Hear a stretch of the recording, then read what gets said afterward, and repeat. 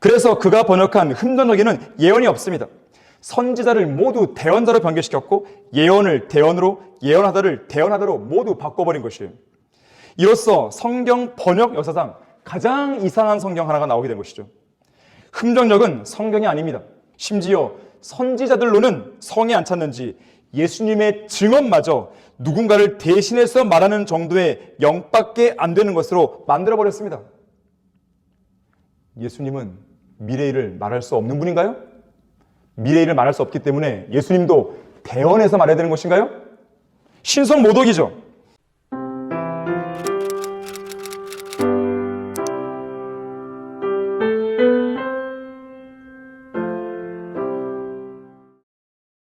안녕하십니까? 성경침례교회 박승영 목사입니다.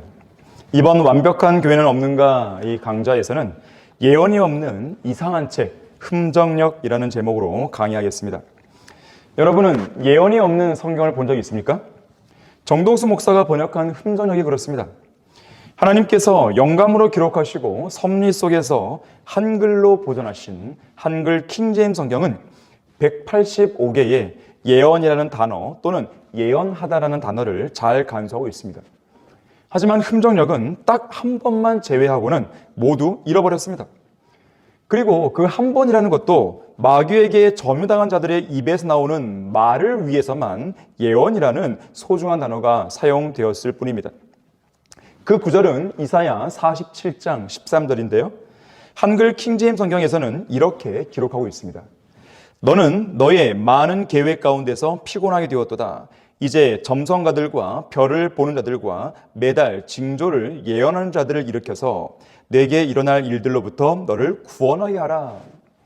여기서 점성가들은 행성들과 별들의 모습을 통해 미래를 예견한 사람들입니다. 별을 보는 자들도 점성가들처럼 별자리들을 통해 앞날을 내다봤습니다. 두 부류 모두 악령들과 마귀들의 도움을 받아 점성술을 이용하여 장래를 예측한 것이죠. 한편 매달 징조를 예언하는 자들은 별이 아닌 달을 이용해서 점을 친 사람들입니다. 이상 세 부류는 모두 마귀들에게 점유당한 자들이었는데 정목사의 흠정역은 마귀들 자들의 예언은 예언으로 인정해도 하나님의 거룩한 사람들이 성령으로 감동을 받아 말한 예언은 예언으로 간주하지 않은 것입니다. 예언은 선지자들의 주된 임무였습니다. 그래서 선지자를 영어로 prophet, 예언자라고 부르는 것이에요. 앞으로 일어날 일을 미리 알고 미리 말하는 사람이란 뜻이죠. 이사야부터 말라키까지 17권의 선지서는 예언들로 가득 차 있습니다. 말하자면 하나님께서 세우신 주의 선지자들은 모두 예언을 했던 것이에요. 따라서 선지자는 대언자가 아닙니다. 미국의 죽어버린 정통주자들이나 배교한 근본주자들은 선지자를 대언자라고 부르길 좋아합니다. 대언자는 하나님을 대신해서 말하는 사람이라는 뜻인데 어떻게 인간이 예언을 할 수 있냐는 심산인 것이죠. 다시 말해서 선지자는 미리 말하는 사람이 아니라 누군가를 대신하여 앞쪽으로 말을 토해내는 사람이라고 그들은 우기는 거예요. 또한 미래의 일을 예언하는 것이 아니라 하나님 말씀을 입에서 바깥으로 말해내는 사람이라고 우기는 것입니다. 그러면서 이들은 구약의 선지자들이 예언한 메시지를 자기들이 강단에서 제멋대로 떠벌리는 메시지와 같은 종류로 만들어버린 것이에요. 특히 구약의 선지서에 나오는 예언들이 과거에 모두 성취되었다고 간주하고 미래에 문자적으로 성취될 예언들은 없다고 주장하기까지 합니다. 과거에 문자 그대로 성취되지 않은 예언들은 모두 영적으로 성취되었다고 말하면서 이리저리 억지로 끼워 맞추죠.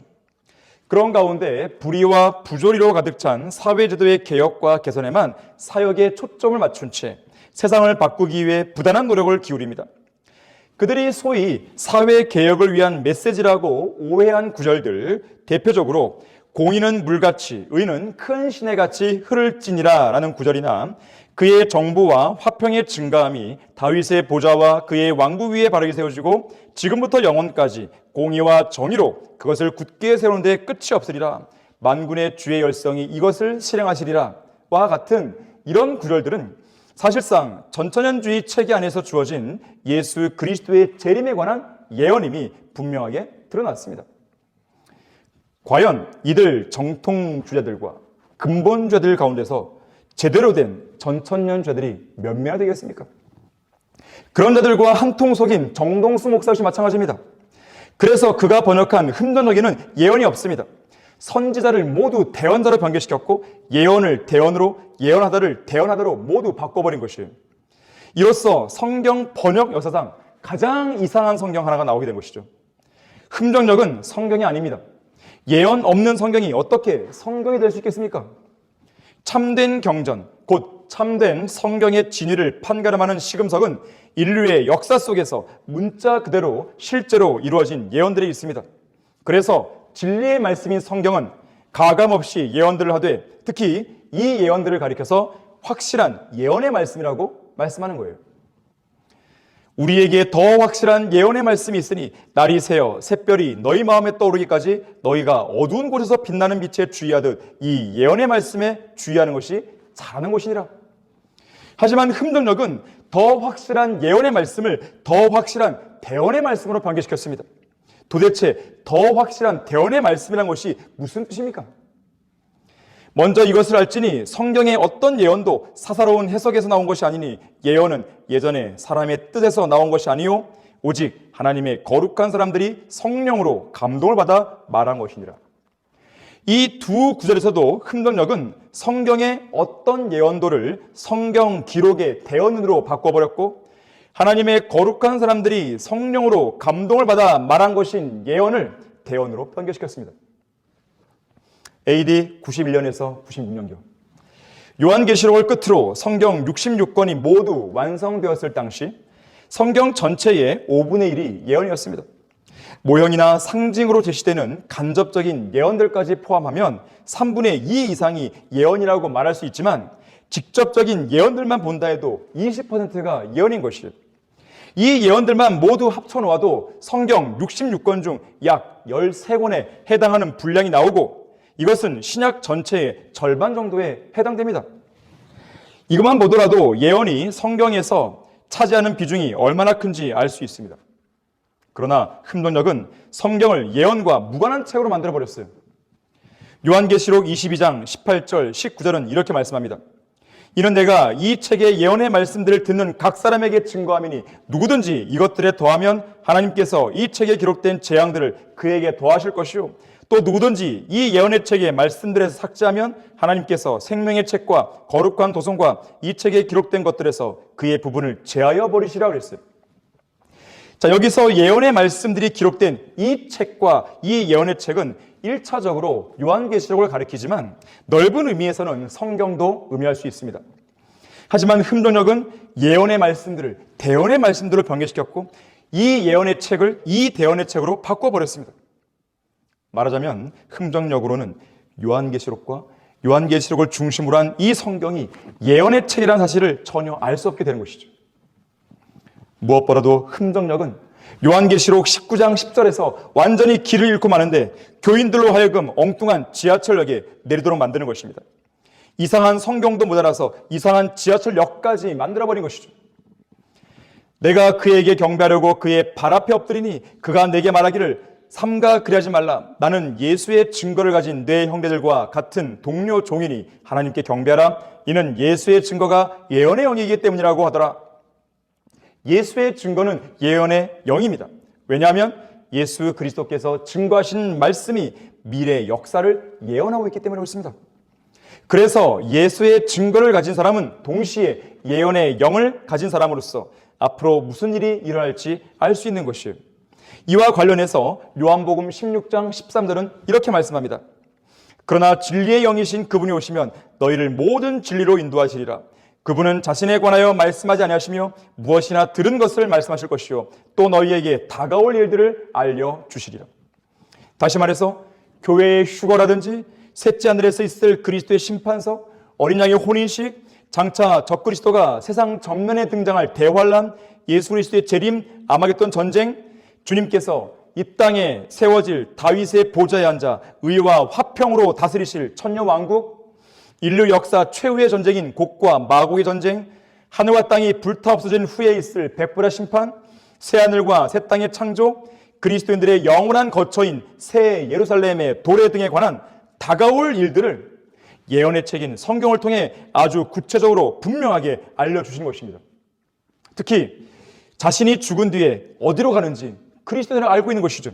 왜냐하면 예수의 증거를 가진 사람은 그 안에 예수 그리스도께서 영원히 내주하시는 구원받은 성도이기 때문에 그렇습니다. 확실히 예언이란 단어에 대해 상당한 기피증과 공포증을 보이는 흥덕역은 예수의 증거가 예언의 영이기 때문이라는 이 말씀도 예수님의 증언은 대언의 영이라는 이상한 말로 변개시켜버린 것이에요. 예수님의 증언이 대언의 영이란 말이 도대체 무슨 뜻입니까? 정 목사는 말도 안 되는 번역을 해놓고서 소위 성경이랍시고 시중에 내놓고 호객 행위를 하고 있는 것이죠. 심지어 선지자들로는 성에 안 찼는지 예수님의 증언마저 누군가를 대신해서 말하는 정도의 영밖에 안 되는 것으로 만들어버렸습니다. 예수님은 미래일을 말할 수 없는 분인가요? 미래일을 말할 수 없기 때문에 예수님도 대언해서 말해야 되는 것인가요? 신성모독이죠. 이렇듯 흥정역은 예언이라는 단어를 버리고 대언이라는 단어에 집착한 나머지 다음에 제시한 본문처럼 다가올 일들에 대해 말씀하시는 예수의 증거를 완전히 변개시키고 왜곡해버렸습니다. 그 구절은 요한복음 14장 2절 3절 말씀입니다. 들어보십시오. 나의 아버지 집에는 많은 저택들이니라. 많은 저택들이에요.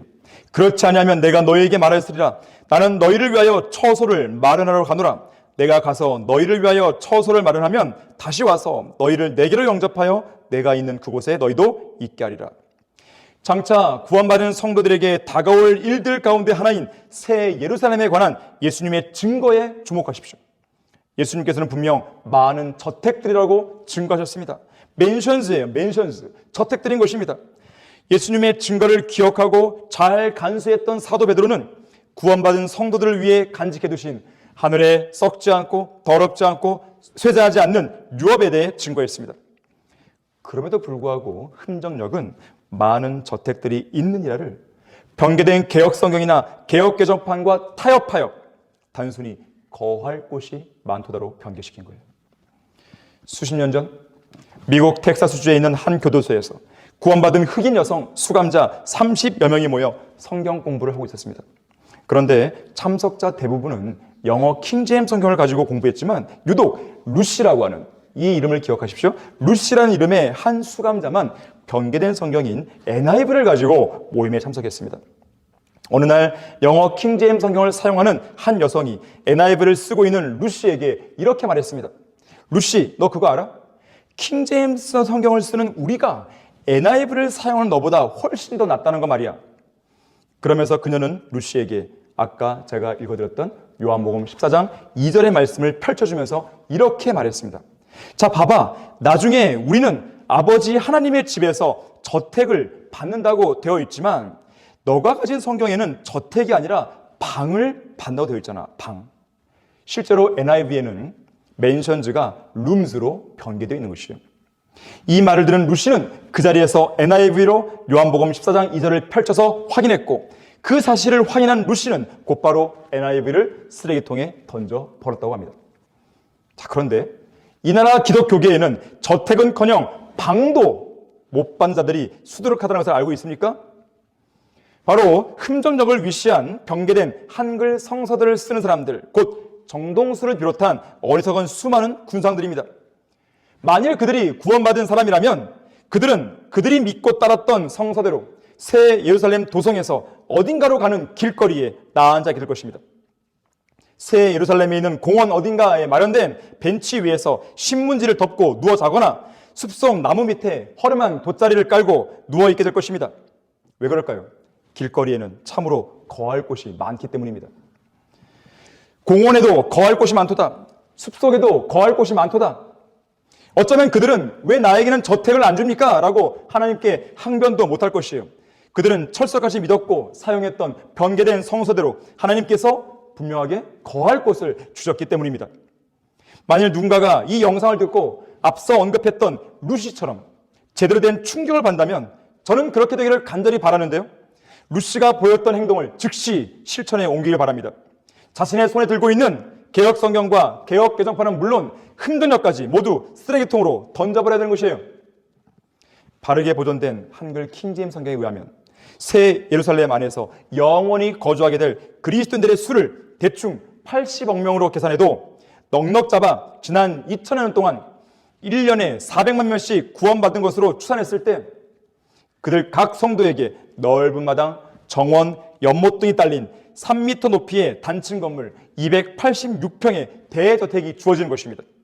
이뿐 아니라 그렇게 80억 명의 성도들에게 대저택이 하나씩 주어지고도 공간이 많이 남게 되는데 이것은 공원들, 호수들, 광장들, 하나님의 보좌, 생명수의 강, 생명나무가 있는 큰 숲을 위한 공간이 될 것이에요. 자세한 내용을 이 짧은 시간에 담을 수 없습니다. 자세한 내용에 대해서는 여러분이 피터 러크만의 수석서 요한계시록 21장, 22장의 설명을 참고하길 바라겠습니다.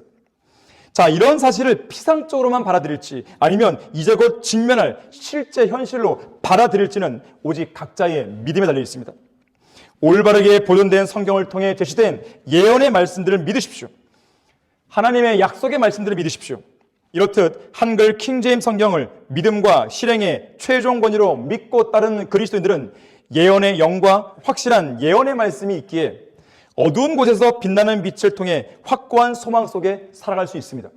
하지만 흠정력처럼 대언의 영과 대언의 말씀을 가진 정동수의 무리들은 빛이 되어줄 확실한 예언의 말씀을 잃어버렸기에 분명 암흑 속에서 이리저리 방황하게 될 것입니다.